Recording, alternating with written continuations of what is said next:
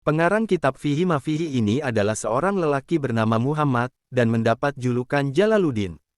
Murid-murid dan para sahabatnya memanggil beliau dengan panggilan Maulana Tuanku, yang searti dengan kata Khawaja, dalam bahasa Persia. Sebuah penghargaan maknawi dan sosial.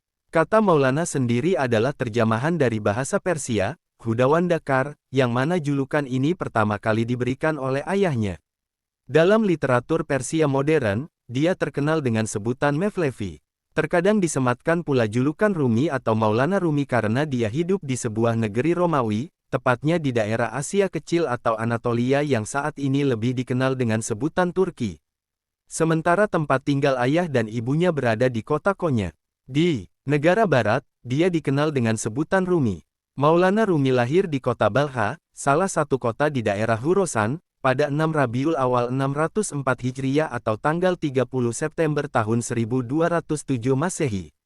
Nama asli ayah beliau adalah Bahauddin Muhammad, tetapi nama yang lebih masyhur adalah Baha Walad.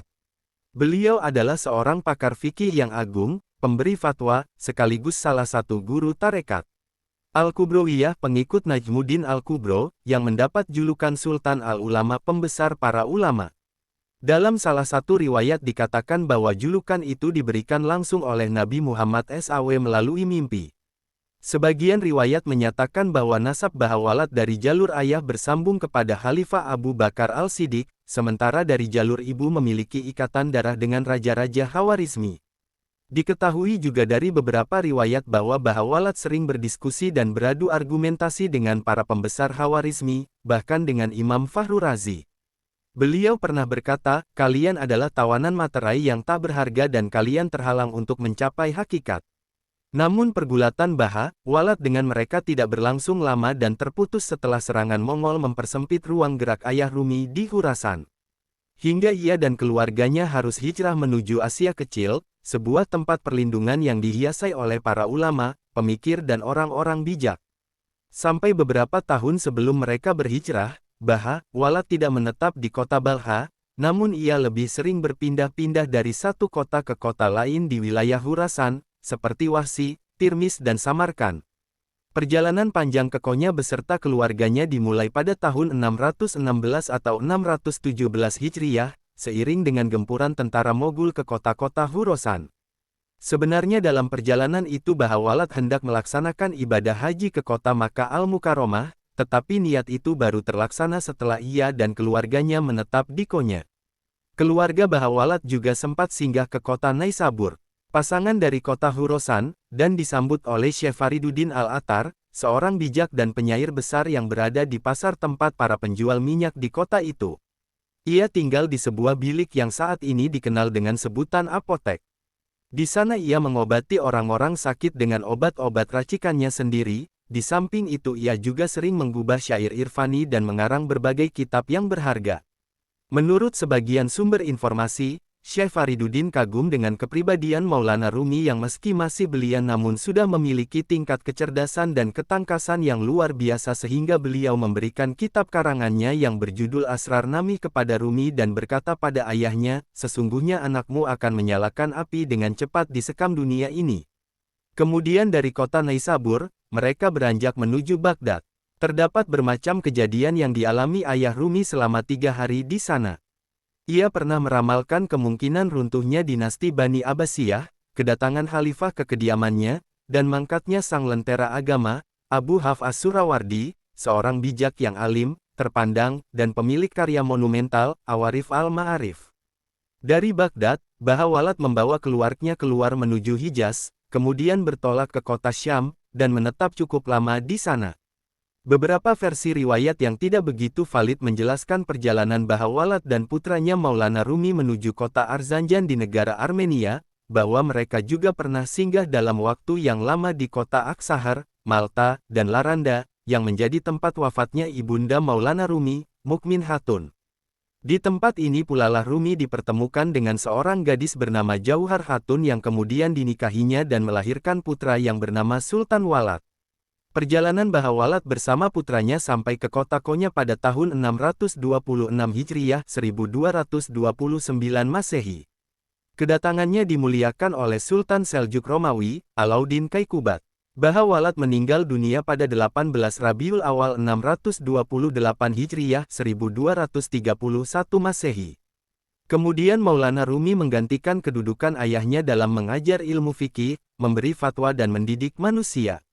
Setahun setelah wafatnya Bahawalad, datanglah salah seorang muridnya yang bernama Burhanuddin Muhaqiq at-Tirmidzi yang ingin menemui guru yang dirindukannya. Namun perpisahan Burhanuddin dengan gurunya ini membuatnya pilu. Kemudian Burhanuddin memberikan pendidikan pada Maulana, dan yang pertama kali ia sampaikan adalah apa yang ia peroleh dari ayahnya. Burhanuddin menyarankan agar Maulana Rumi pergi ke kota Syam untuk meningkatkan kapasitas keilmuannya. Rumi kemudian dikirim ke kota Hal. Sambil ditemani olehnya, Rumi keluar sampai ke daerah Kaesarea. Selama 9 bulan lamanya, Burhanuddin Al-Tirmidzi menjadi kekasih sekaligus mursyid bagi Rumi, baik jauh maupun dekat. Diceritakan pula bahwa Maulana menetap di Hal sebelum menjelajahi separuh wilayah Damaskus. Sebagian pakar berpendapat bahwa wawasan luas Maulana Rumi yang berkaitan dengan keilmuan Islam terlihat pada kitabnya yaitu Masnawi. Ia berhasil memperoleh pengetahuan tersebut saat ia masih berada di Hal dan Damaskus, di mana pada saat itu dua kota ini terkenal dengan sekolah-sekolah Islam terkemuka yang pengajarannya dijalankan oleh para cendekiawan ilmu fikih tersohor. Di dekat sekolah itu, tepatnya di Damaskus, juga hidup seorang guru irfani terbesar, Syekh Muhyiddin Ibnu Arabi.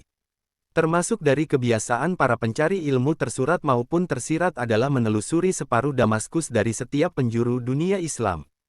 Kemudian Maulana kembali ke kota Konya dengan membawa predikat sebagai seorang yang alim akan ilmu-ilmu keislaman. Para cendekiawan dan ulama menyambut kedatangannya. Begitu pula dengan para pengikutnya, yakni kaum Sufi, yang menganggapnya sebagai bagian dari mereka. Pada kesempatan itu, Burhanuddin memaksa dan mendorongnya untuk menjadi seorang mursyid besar dan salah satu guru irfani yang agung. Pada tahun 638 Hijriyah 1241 Masehi, Burhanuddin Al-Tirmidzi wafat di kota Kaesarea. Sedangkan Maulana Rumi terus mengajar dan memberi tuntunan kepada para murid di sekelilingnya. Keadaan ini terus berlangsung sampai tahun 642 Hijriyah, sebelum terjadinya perubahan besar pada kehidupan Maulana Rumi. Tepatnya pada Senin, 26 Jumadil Tsani 642 Hijriyah, Syamsuddin Al-Tabrizi berkunjung ke kota Konya. Dia adalah seorang pria berperawakan tinggi, wajahnya padat berisi, serta kedua matanya dipenuhi oleh amarah dan kasih sayang. Dia banyak bersedih dan umurnya sekitar 60-an tahun. Syams telah banyak bergulat dengan para guru tarekat dan sempat menimba ilmu kepada beberapa mursyid, di antaranya adalah Abu Bakar As-Salal At-Tabrizi dan Ruknuddin As-Shijasi. Tetapi, mereka tidak dapat menjawab kegoncangan jiwa yang dialami oleh Syams Al-Tabrizi serta memuaskan beberapa persoalan yang menghinggapi jiwanya. Karena merasa tidak puas, beliau kemudian meninggalkan kampung halamannya untuk mencari seseorang yang mampu memberinya jawaban. Beliau pernah berkata, "Aku mencari seseorang yang sejenis denganku agar aku dapat menjadikannya kiblat, tempatku menghadap. Aku telah jenuh dengan diriku sendiri." Demikianlah hingga akhirnya beliau pergi dari Tabriz menuju Baghdad dan terus melanjutkan perjalanannya ke Damaskus, tempat Ibnu Arabi berada. Di sana terjadilah pergulatan dan diskusi antar keduanya. Beliau masih terus mengembara dari satu kota ke kota lainnya dan akhirnya sampai ke kota Konya.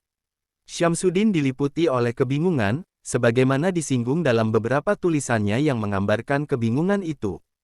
Ketika ia sampai ke sana, ia tidak mengetahui apakah ia akan menemukan seseorang yang dicarinya di kota itu atau tidak.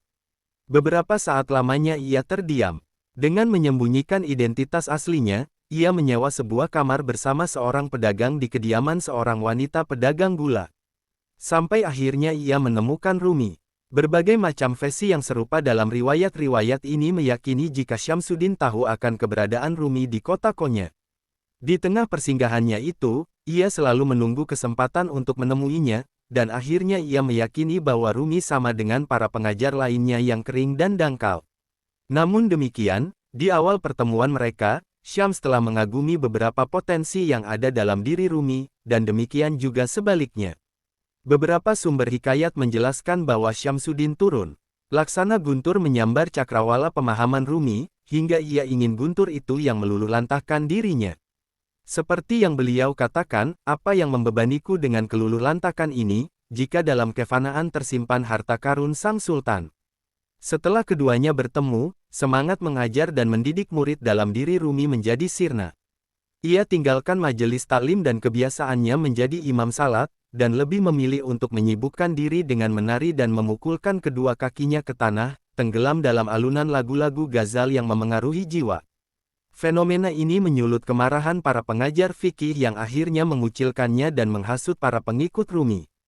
Akibatnya, satu persatu dari pengikutnya meninggalkan Rumi dan berpindah kepada para fukaha itu. Fitnah telah memperdaya kota Konya hingga pengaruhnya membuat Syamsuddin Tabrizi beranjak dari kota tersebut. Pada 21 Syawal 643 Hijriah, 1245 Masehi, Syams pergi tanpa memberitahu kemana ia akan pergi. Kejadian itu meninggalkan kesedihan pada diri Rumi. Ia pun semakin sering menyanyikan lagu-lagu ghazal untuk melipur lara di hatinya, hingga lahirlah majelis baru, tempat di mana sang pemberi fatwa rindu untuk mengundang manusia bermain musik dan menyimaknya. Sebagaimana keterangan yang didapat dari Dr. Muhammad Istilami, pentahkik kitab Masnawi, bahwa pada akhirnya kebahagiaan menghampiri Maulana saat ia tahu Syamsuddin berada di kota Syam. Dalam senandung syairnya, ia berkata, waktu subuh mana lagi yang akan muncul, jika ternyata ia berada di kota Syam. Setelah beberapa lembar surat dan buku tak mampu membuat Syams kembali ke Konya, Rumi mengutus anaknya, Sultan Walad, ke Damaskus untuk menjemput sang guru. Sultan Walad kembali bersama Syams Tabrizi ke Konya pada bulan Zulhijjah tahun 644 Hijriah 1246 Masehi. Namun belum lama ia tinggal di sana, untuk kedua kalinya, permusuhan pada Syams dengan cepat mengakar kuat di seluruh hati masyarakat. Karena tamu-tamu akal tidak dapat menerima keberadaan sang magisian, sebagaimana pemahaman mereka yang sempit, menyebabkan mereka menuduh Rumi sebagai orang gila yang kelakuannya hanya menari di tempat-tempat umum dan di pasar-pasar. Tidak jarang para ahli fikih menyerang Rumi dan gurunya. Banyak pula dari para sahabat dan musuh-musuhnya yang ingin menumpahkan darah Syams. Bahkan konon ada banyak riwayat yang menceritakan bahwa pada akhirnya Syams mati terbunuh. Apapun yang terjadi, faktanya adalah bahwa Syamsuddin al-Tabrizi menghilang dari penglihatan tahun 648 Hijriah 1247 Masehi setelah tersulutnya fitnah yang kedua. Sedangkan riwayat tentang pembunuhannya tidak dapat dipercaya. Beberapa sumber berita justru menceritakan kepergian Rumi ke kota Damaskus untuk mencarinya. Setelah beberapa waktu, Rumi kembali ke Konya. Ia kembali mengajar dan memberi tuntunan memberi petunjuk untuk para muridnya. Tetapi kali ini arahan dan ajaran Rumi lebih murni bernuansa sufisme dengan bingkai tarian dan musik. Hal ini terus beliau lakukan hingga akhir hayatnya. Di sela-sela kesibukannya mengajar, Rumi membutuhkan orang yang dapat dipercaya serta mampu mengurusi segala keperluan para muridnya. Maka diangkatlah Salahuddin Zarkub dan kemudian Husamuddin Celebi sebagai pengganti dirinya dalam melaksanakan tugas-tugas ketika ia pergi. Mereka berdua membantu Rumi dalam mengobati dan menyelesaikan segala persoalan yang dihadap para murid dan setiap orang yang mengunjunginya. Salahuddin Zarkub adalah wakil Rumi yang pertama. Ia berasal dari salah satu desa di Konya. Ia adalah seorang yang sederhana dan berprofesi sebagai tukang tambal emas di toko miliknya yang berada di tengah pasar. Meskipun wawasan dan pendidikannya terbatas, namun ia memiliki kecenderungan yang kuat kepada para pecinta Allah. Rumi memberikan perhatian yang besar kepadanya dengan menjadikannya sebagai pelaksana dalam mengarahkan para murid, terutama dari kalangan tua renta. Pada tahun-tahun ini, hubungan yang terjalin di antara mereka semakin erat dan ditingkatkan menjadi pertalian keluarga setelah salah satu saudari Salahuddin dipersunting oleh Sultan Walad. Salahuddin terus melaksanakan tugas-tugas Rumi selama 10 tahun. Pada 1 Muharram 657 Hijriah 1258 Masehi, ia meninggal setelah menderita penyakit kronik. Setelah Salahuddin wafat, kedudukannya digantikan oleh Husamuddin Celebi atau Hasan bin Muhammad al-Armawi, seorang lelaki yang dalam Mukadimah Masnawi disebut sebagai Abu Yazidnya zaman itu dan Imam Junaidnya masa itu, oleh Rumi. Hasan juga dikenal dengan julukan, keponakanku yang tertinggal. Peran dan jasa Husamuddin dalam mengurusi segala keperluan murid-murid Rumi dan majelis ilmiahnya patut mendapat pujian. Bukti yang lebih kuat akan hal itu adalah bagaimana pengaruhnya yang sangat krusial dalam memberikan saran pada Rumi untuk mengubah nazam-nazam Masnawi dan mendorongnya untuk melahirkan karyanya itu. Ada berbagai sumber yang menerangkan kronologi ini, di antaranya adalah, pada awalnya, dalam memahami makna-makna yang agung dalam ilmu irfani, segelintir murid Rumi sering membaca karya-karya Al-Hakim Sanai dan Fariduddin Al-Attar. Sedangkan Husamuddin meyakini bahwa Rumi telah mencapai tingkatan yang lebih tinggi dari keduanya dalam memberikan nasihat-nasihat irfani. Bahkan produktivitas hati dan keistimewaan beliau memungkinkannya menciptakan sebuah karya yang jauh lebih berharga dan fenomenal dari kitab Hadikatul Hakikoh karya Sanai, atau nazam-nazam milik Fariduddin Al-Attar. Diceritakan pada suatu malam Husamuddin mendatangi gurunya, Rumi kemudian menyarankannya untuk mengubah syair yang mirip dengan kitab Hadikatul Hakikah. Tiba-tiba Rumi mengeluarkan secarik kertas yang berisi 18 bait dari permulaan kitab Masnawi dari ujung serbannya. Yang jelas dalam 4 atau 5 tahun terakhir dari hidupnya, Rumi senang berkholwat dalam kesendiriannya dan tidak menyibukkan diri dengan memberi bimbingan dan petunjuk dalam bentuk nazam. Pertemuan Rumi dengan para simpatisan hanya terbatas pada majelis simak, yang menjadi halakoh zikir dan tempat berkumpulnya Syekh dengan murid-muridnya, menari dan berputar-putar. Beliau tetap menjaga keistiqamahannya menghadiri majelis sima, ini hingga detik-detik akhir dari hidupnya. Di malam terakhir sebelum beliau meninggal, Rumi terkena demam parah. Namun tak sedikit pun terlihat di wajahnya ada tanda-tanda sakratul maut. Bahkan beliau juga masih sempat menyenandungkan lagu-lagu ghazal dan menampakkan kebahagiaan di wajahnya. Ia juga melarang para sahabatnya untuk bersedih atas kepergiannya. Akhirnya pada Ahad, 5 Jumadil Tsani 672 Hijriyah, 1273 Masehi, ketika siang telah mengumandangkan azan perpisahan dan di senja harinya 2 matahari terbenam sekaligus di ufuk barat, yang salah satunya adalah Sang Surya Maulana Jalaluddin Rumi. Demikianlah biografi dari seorang lelaki agung yang telah memenuhi agama Islam dengan ilmu yang serupa kimia, dapat mengubah tambang-tambang yang bernilai menjadi emas. Berdasarkan keyakinan orang-orang terdahulu, beliau mengubah syair-syair indah menjadi piranti dalam memperbaiki keadaan jiwa yang rusak. Jika tidak demikian, bagaimana mungkin Prof. Nicholson rela menghabiskan waktu 30 tahun dari umurnya untuk mempelajari kepribadian Jalaluddin Rumi dan mengklaim dirinya sebagai penyair sufi terbesar?